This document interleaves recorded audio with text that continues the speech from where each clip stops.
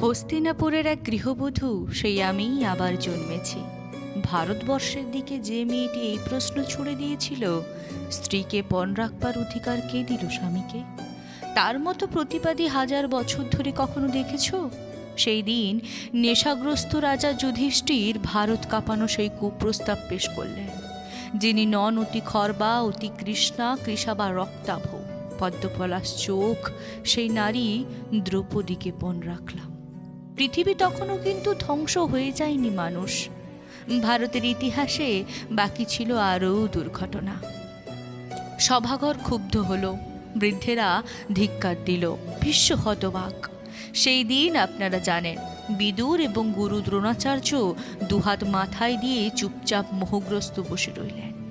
খুশি গোপন না করে ধৃতরাষ্ট্র বললেন, কে জিতল কে? পিনপতনের শব্দ শোনা যায়। সভাঘর এমন নীরব, দুই পক্ষ উদ্গ্রীব। শকুনির পাশা বলে উঠল, জিতেছি। উল্লাসে পাগল কর্ণ হেসে উঠলেন। আর ওই দুর্যোধন বললেন, প্রাতিকামী দাসী দ্রৌপদীকে নিয়ে এসো এই সভাঘরে।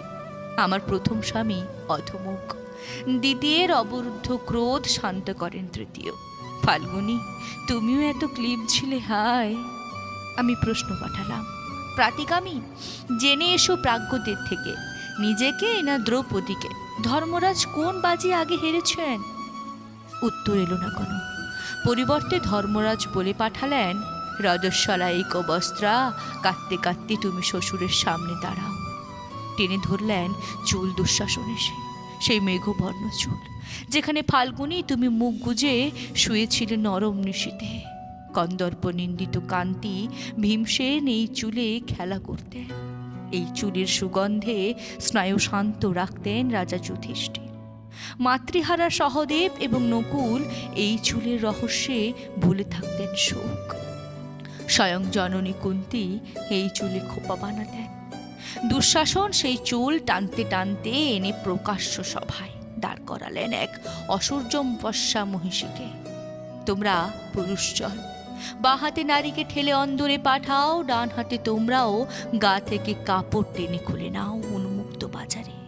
তোমরা বিধান দাও, তোমরাই বোবা হয়ে থাকো। পুরুষে পুরুষে যুদ্ধ, প্রতিশোধ রমণীর ছিল তাহানিতে। স্খলিত বসনে সভা ঢেকে গেল। দ্রৌপদীর শাড়ি খুলল না। তন্তুর কৌশলে আমি প্রমত্ত কৌরব ঘরের লজ্জা রাখলাম। ওরে দুঃশাসন, শোন, শত দেবতাও এসে তোকে বাঁচাবে না। মহাযুদ্ধে পাণ্ডবেরা প্রতিশোধ নেবে এই দারুণ লজ্জার। ধিক কুরুবৃদ্ধকর, ধিক ঠুটো জগন্নাথ ভারতবাসীকে। আপনারা চুপচাপ বসে দেখলেন এই অধর্মের জয়। শাড়ি শাড়ি আর শাড়ি, রেশমের 7 রঙে ঢেকে গেল কৌরবের সভা। তবু গিট খুলল না। লজ্জা বস্ত্রটুকু তবু থেকে গেল দুঃস্বপ্ন শরীরে। শরীর দুঃস্বপ্ন কেন? লেলিহান এই শরীর ছুতে চেয়ে পড়ে গেছে নগরবন্ধ। এই মুখ চুম্বকের মতো টেনে এনেছিল নদী তীরে অসংখ্য তরণী। আমার মতোই এক অভিশপ্ত রূপসী, না আমি স্বয়ং? কে যেন আমার মুখ দেখে বলেছিল, থেমে থাকা ইতিহাস। তোমার সৌন্দর্য দেখে অন্য সব নারীদের বানরই লাগছে। কে বলেছে? বলেছিল জয়দ্রথ বনবাসে তাড়া করে এসে। হে পুরুষ, রূপ দেখলেই কেন হাতের মুঠোয় চাও জ্যান্ত মানবীকে? না পেলে তারই শাড়ি টেনে ধরে অশ্লীল হাসিতে তার মুখ কালো করে দিতে চাও? বলো, দ্রৌপদীর বহুপতি বেশ্যা, অতএব আমি যদি বেশ্যা হই, তুমিও পুরুষ বেশ্যা কর্ণ মহামতি। তোমারও শয্যায় আসে বহুপত্নী, বিবিধ স্ত্রীলোক। তুমি যে নিয়মে চলো সে নিয়মে অধিকার আমারও থাকুক।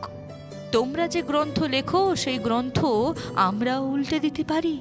শোনো কর্ণ, শোনো সভাজন, তোমাদের ছাইপাশ বিধিনিষেধের দিকে একটি বঙ্কিম প্রশ্ন।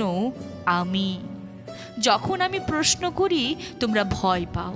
ভীষ্মা পিতামহ আমার, তুমিও মুখ লুকাও। ধৃতরাষ্ট্র বলুন, আমি কলঙ্কের যোগ্য কিনা আজ? শ্রীগাল গাধা উঠল ডেকে, অশুভ সব শব্দ মহারাজ। দুর্যোধন উরু দেখান, হুরুর নিচে শানিত অপমান। হতচেতন যুধিষ্ঠির বোঝেন না তো কিছুই মহাপ্রাণ। ঝড়ের মতো ফুঁসে ওঠেন একাই ভীমসেন। অর্জুনের আঙ্গুল তাকে শান্ত রাখছেন।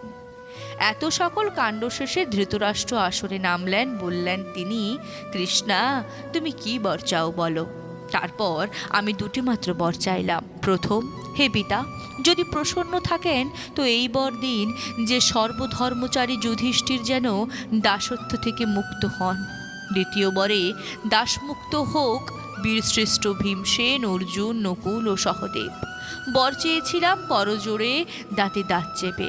যুধিষ্ঠিরের ধর্ম আর অর্জুনের গান্ডীবের প্রতি আমার সমস্ত সন্দেহ অপ্রকাশিত রেখে। বিশ্ববন্দিত স্বামীদের প্রতি আমার ক্রোধ ও সন্দেহ তো প্রকাশ করা যাবে না, সবাজনের কাছে তারা হাস্যাস্পদ হবেন। ধৃতরাষ্ট্র তৃতীয় বর নিতে অনুরোধ করলেন। আমি নিলাম না, কারণ হে সভাজন, লোভে ধর্মনাশ হয়। বৈশ্য 1 বর, ক্ষত্রিয়ানি 2 বর, রাজা 3 বর এবং ব্রাহ্মণ 100 বর নিতে পারেন। আপনাদের মহাগ্রন্থে এই বিধান আছে। যে রাজ্যপাট যুধিষ্ঠির নিজ দোষে হারিয়েছেন, আমি তৃতীয় বর চেয়ে সেই রাজ্য ফেরত চাইব না। রাজ্য উদ্ধার করবেন আমার পৌরুষকর্মী স্বামীরা, কারণ আপনাদের মহাগ্রন্থে রাজ্যত্ব বিস্তারই পৌরুষের শর্ত। আমার এই আশ্চর্য সিদ্ধান্তে সবা হতবাক হলো। শুধু কর্ণ বললেন, দ্রৌপদী দুঃখ সাগরে ডুবে থাকা পাণ্ডবদের নৌকার মতো পার করলেন। ইতিপূর্বে আর কোনো নারী এরকম কাজ করেছেন বলে শুনিনি। আমার স্বামীরা মাথা নিচু করে বসে থাকলেন। এছাড়া আর কী বা আমি করতে পারতাম। অনেক পরেই আমার ক্রোধ বিস্ফারিত হলো যেদিন বনবাসের ঘরে কৃষ্ণ এসে সামনে দাঁড়ালেন। কৃষ্ণ, তুমি এসেছো? যদি শোনো আমার কথা, আমার কোনো যুধিষ্ঠির ভীমার্জুন নেই, আমার কোনো পুরুষ নেই, দৈত্য নেই, বন্ধু নেই, পিতা বা ভ্রাতা নেই, আমার কোনো সমাজ নেই, পায়ের মাটি নেই। মধুসূদন, তুমিও নেই, তুমিও পাশে ছিলে না সেই দিন। আমাকে যারা শোণিতময় দেখে হেসেছিল, আমাকে যারা কলুষ হাতে স্পর্শ করেছিল, এখনও তারা পৃথিবী জুড়ে দাপটে বেঁচে আছে এবং আমার স্বামীরা আজ সন্ধি চাইছেন। ঠিক আমার বেঁচে থাকার দুঃখ ইতিহাসে। তারপর পদ্মকোষের মতো 2 হাতে মুখ ঢেকে আমাকে কাঁদতে দেখে কৃষ্ণ বললেন, ভাবিনি, তুমি যাদের ওপর ক্রুদ্ধ হয়েছ তারা ধ্বংস হবে অর্জুনের স্বরে আচ্ছন্ন হয়ে মাটিতে শোবে। তুমি রাজমহিষী হবে।